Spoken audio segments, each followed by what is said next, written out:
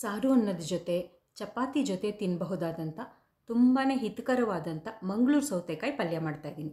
ಕಡಿಮೆ ಮಸಾಲೆ ಪದಾರ್ಥಗಳಿಂದ ಈ ಪಲ್ಯನ ಮಾಡೋದು. ಒಗ್ಗರಣೆಯಲ್ಲಿ ಬೇಯಿಸಿ ಮಾಡೋ ಪಲ್ಯ ಇದು. ಪಲ್ಯದ ಪುಡಿ ಹಾಕಿ ಮಂಗಳೂರು ಸೌತೆಕಾಯಿಯಿಂದ ಪಲ್ಯ ಮಾಡೋ ವಿಡಿಯೋನ ಈಗಾಗಲೇ ಹಾಕಿದ್ದೀನಿ, ಬೇಕಾದರೆ ಒಂದು ಸಲ ನೋಡಿ. ಈಗ ಹೇಗೆ ಮಾಡೋದು ಅಂತ ನೋಡೋಣ. ನಾನಿಲ್ಲಿ ಒಂದು ದೊಡ್ಡ ಗಾತ್ರದ ಮಂಗಳೂರು ಸೌತೆಕಾಯಿ ತೊಗೊಂಡಿದ್ದೀನಿ. ಇದರಲ್ಲಿ ಒಂದು ಸ್ವಲ್ಪ ಭಾಗ ಮಾತ್ರ ಪಲ್ಯ ಮಾಡೋಕ್ಕೆ ತೊಗೊಂಡಿದ್ದೀನಿ. ಉಳಿದಿದ್ರಿಂದ ಕೂಟ್ ಮಾಡೋಣ ಅಂತ ಇದ್ದೀನಿ. ಕೂಟಿನ ವಿಡಿಯೋನು ನಾನು ಈಗಾಗಲೇ ಹಾಕಿದ್ದೀನಿ, ಬೇಕಾದರೆ ಒಂದು ಸಲ ನೋಡಿ. ಪಲ್ಯಕ್ಕಾಗಿರೋದ್ರಿಂದ ಒಂದು ಸ್ವಲ್ಪ ಸಣ್ಣ ಸಣ್ಣದಾಗಿ ಹೆಚ್ಚಿದ್ದೀನಿ ನೋಡಿ. ನಾನು ಈ ರೀತಿ ಹೆಚ್ಚಿದ್ದೀನಿ. ಇದನ್ನು ಸಿಪ್ಪೆ ಸಮೇತನೇ ಬಳಸೋದು. ಈಗ ಬಾಣಲೆಗೆ ಸ್ವಲ್ಪ ಎಣ್ಣೆ ಹಾಕ್ತಾಯಿದ್ದೀನಿ. ಎಣ್ಣೆ ಬಿಸಿ ಆದಮೇಲೆ ಸಾಸಿವೆ ಹಾಕ್ತೀನಿ. ಸಾಸಿವೆ ಸಿಡಿದ ಮೇಲೆ ಕಡಲೆಬೇಳೆ, ಉದ್ದಿನಬೇಳೆ, ಹಸಿಮೆಣಸಿನ್ಕಾಯಿ, ಕರಿಬೇವು ಇದಿಷ್ಟನ್ನು ಹಾಕಿಬಿಟ್ಟು ಒಂದೆರಡು ನಿಮಿಷ ಬಾಡಿಸ್ಕೊಳ್ಬೇಕು.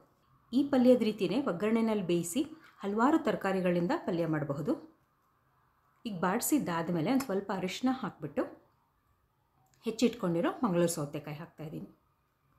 ರುಚಿಗೆ ಉಪ್ಪು ಹಾಕ್ತಾಯಿದ್ದೀನಿ. ಪಲ್ಯಕ್ಕೆ ಬೇಕಾದಷ್ಟು ಉಪ್ಪನ್ನು ನಾನು ಈಗಲೇ ಹಾಕ್ತೀನಿ. ಸೌತೆಕಾಯಿ ಬೇಗನೆ ಬೇಯುತ್ತೆ, ಆದರೆ ಸಿಪ್ಪೆ ಭಾಗ ಒಂಚೂರು ಬೇಯಬೇಕಷ್ಟೆ. ಮೊದಲು ಒಂದೆರಡು ನಿಮಿಷ ಒಗ್ಗರಣೆಯಲ್ಲಿ ಚೆನ್ನಾಗಿ ಬಾಡಿಸ್ಕೊಳ್ಬೇಕು. ಆಮೇಲೆ ಮುಚ್ಚಿಟ್ಟು ಬೇಯಿಸ್ಕೊಳ್ತಾ ಇದ್ದೀನಿ. ನೀವು ಬೇಕಾದರೆ ಕುಕ್ಕರ್ನಲ್ಲಿ ಬೇಯಿಸ್ಬಿಟ್ಟು ಕೂಡ ಈ ಪಲ್ಯ ಮಾಡಬಹುದು. ಬೇಯಕ್ಕೆ ಬೇಕಾದಷ್ಟು ನೀರು ಹಾಕ್ತಾಯಿದ್ದೀನಿ. ಇದನ್ನು ಪೂರ್ತಿ ಮೆತ್ತಿಗೆ ಬೇಯಿಸ್ಕೊಳ್ಬೇಕು. ನೀವು ಬೆಂದಿದೆಯಾ ಅಂತ ನೋಡಬೇಕಾದ್ರೆ ಸಿಪ್ಪೆ ಭಾಗನೂ ಬೆಂದಿದೆಯಾ ಅಂತ ನೋಡಬೇಕು. ಮತ್ತು ಹಿಂಗೆ ಹಾಕ್ತಾಯಿದ್ದೀನಿ.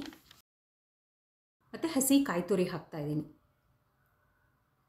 ಬೇಸಿಗೆನಲ್ಲಿ ಪಲ್ಯ ಮಾಡ್ತಾಯಿದ್ರೆ ಒಂದು 2 ನಿಮಿಷ ಬಾಡಿಸ್ಕೊಳ್ಬೇಕು. ಆಗ ಪಲ್ಯ ಬೇಗ ಕೆಡಲ್ಲ. ಇಲ್ಲಾಂದರೆ ಕಾಯಿ ತುರಿ ಕೊನೆಯಲ್ಲಿ ಹಾಕಿಬಿಟ್ಟು ತಕ್ಷಣ ಬಡಿಸ್ಕೊಂಡು ತಿಂದ್ರೂ ತೊಂದರೆ ಇಲ್ಲ. ಈಗ ಒಂದು ಸ್ವಲ್ಪ ಕೊತ್ತಂಬರಿ ಸೊಪ್ಪು ಹಾಕ್ತಾಯಿದ್ದೀನಿ. ಈಗ ಗ್ಯಾಸ್ ಆರಿಸ್ಬಿಟ್ಟಿದ್ದೀನಿ. ನಿಂಬೆ ರಸ ಹಿಂಡ್ತಾಯಿದ್ದೀನಿ. ನಿಂಬೆ ರಸ ಮಾತ್ರ ತಪ್ಪದೆ ಹಾಕಬೇಕು. ಆರೋಗ್ಯಕ್ಕೂ ಒಳ್ಳೆಯದು, ರುಚಿನೂ ಚೆನ್ನಾಗಿರುತ್ತೆ. ಈಗ ಇದನ್ನು ಚೆನ್ನಾಗಿ ಒಂದು ಸಲ ಮಿಕ್ಸ್ ಮಾಡಿದ್ರೆ ಮಂಗಳೂರು ಸೌತೆಕಾಯಿ ಪಲ್ಯ ತಿನ್ನಕ್ಕೆ ಸಿದ್ಧವಾಗುತ್ತೆ. ಆರೋಗ್ಯಕರವಾದ ಬಹಳ ರುಚಿಯಾದ ಪಲ್ಯ ಇದು. ನಿಮಗೆ ಈ ಪಲ್ಯದ ವಿಡಿಯೋ ಇಷ್ಟ ಆದರೆ ನೀವು ಒಂದು ಸಲ ಮಾಡಿ ನೋಡಿ. ಹೇಗೆ ಬಂತು, ನಿಮ್ಮ ಮನೆಯಲ್ಲಿ ಎಲ್ಲರಿಗೂ ಇಷ್ಟ ಆಯ್ತು ಅನ್ನೋದನ್ನು ನನಗೆ ಕಮೆಂಟ್ ಮಾಡಿ ಹೇಳಿ. ಇನ್ನೊಂದು ಅಡುಗೆ ಜೊತೆ ಮತ್ತೆ ಸಿಗ್ತೀನಿ.